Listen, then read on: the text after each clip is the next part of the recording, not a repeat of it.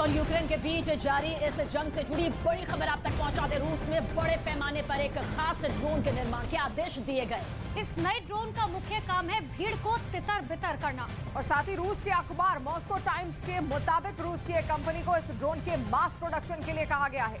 खबर के मुताबिक रूस में व्लादिमीर पुतिन के खिलाफ विद्रोह की आशंका को देखते हुए इस ड्रोन के निर्माण को मंजूरी दी गई, ताकि प्रदर्शन करने वाली भीड़ को किसी भी तरीके से तितर बितर किया जा सके।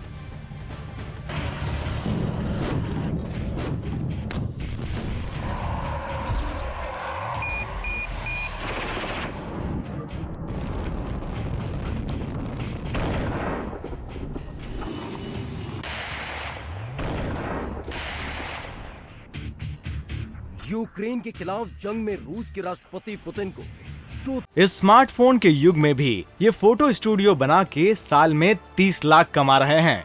आपको भी ये कमाना है, उनसे सीखना है तो फ्रीडम ऐप को अभी डाउनलोड कीजिए। तरफ से रणनीति बनानी पड़ रही है। एक तरफ यूक्रेन को कैसे चित करना है तो दूसरी तरफ पुतिन को अपनों से ही निपटने की प्लानिंग तैयार करनी पड़ रही है।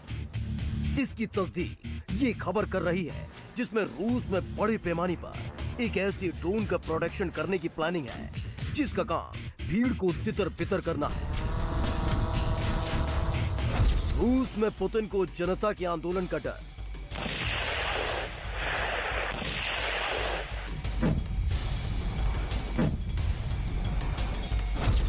रूस में पुतिन को बगावत की आशंका।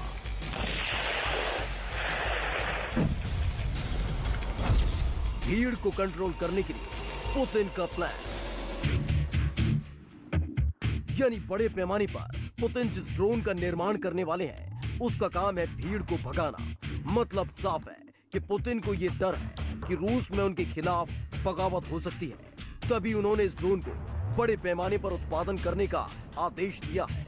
इस ड्रोन को रूस की कार्तसेव इंस्टीट्यूट ऑफ कंप्यूटिंग कंपनी बना रही है। रूस के इस नए ड्रोन का नाम शेरशेन या हॉर्नेट है। इस ड्रोन में भीड़ को तितर बितर करने के लिए अल्ट्रासाउंड और इंफ्रासाउंड तकनीक काम करती है। इस ड्रोन को घरेलू सुरक्षा के लिए डिजाइन किया गया है। इस ड्रोन के काम को देखकर यही अंदाजा लगाया जा रहा है कि रूस में कभी भी बगावत का बिगुल बज सकता है, क्योंकि रूस में एक वर्ग ऐसा है जो पुतिन के फैसलों के खिलाफ है। ये वर्ग यूक्रेन के खिलाफ युद्ध नहीं चाहता है और रूस पर पश्चिमी देशों के लगाए गए प्रतिबंधों से बेहद परेशान भी है। युद्ध के दौरान कई बार रूस में पुतिन के खिलाफ ऐसे लोगों के बगावती तेवर दिख भी चुके हैं। विद्रोह की चिंगारी बड़ी ज्वालामुखी बने उससे पहले ही पुतिन इसे शांत करने के तरीके इजाद करने में जुट गए हैं।